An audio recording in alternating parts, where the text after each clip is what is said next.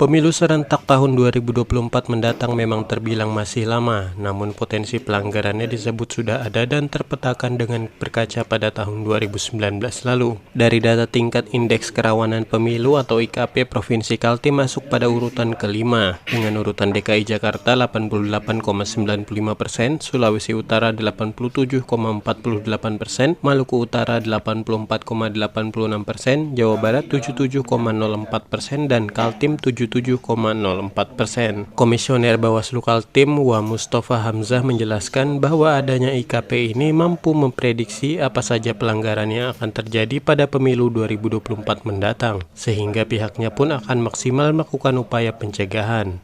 Diumumkan akan ada pilkada serentak, salah satu indeks kerawanan pemilu itu adalah Bawaslu meminta KPU untuk memperhatikan akan dampak buruk dari pandemi. Saat itu belum ada pengumuman tentang pandemi, atau Presiden itu baru mengumumkan sekitar di bulan Maret tahun 2020. Padahal persiapan itu jauh-jauh hari.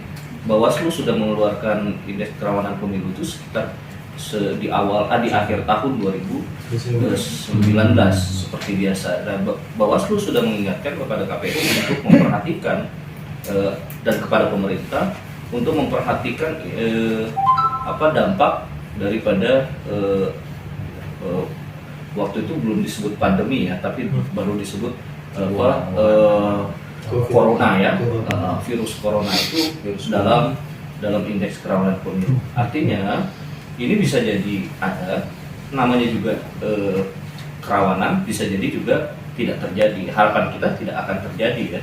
Dan di Kaltim meskipun tinggi, bisa jadi ini tidak akan terjadi jika Bawaslu dan bersama stakeholder lainnya melakukan pencegahan dini, ya, sebagaimana keinginan daripada indeks kerawanan pemilu ini adalah sebagai indikator-indikator untuk melakukan pencegahan dini. Bukan hanya itu, Kaltim juga ternyata mendapat ranking pertama pada dimensi IKP khusus penyelenggaraan pemilu dengan skor 100%.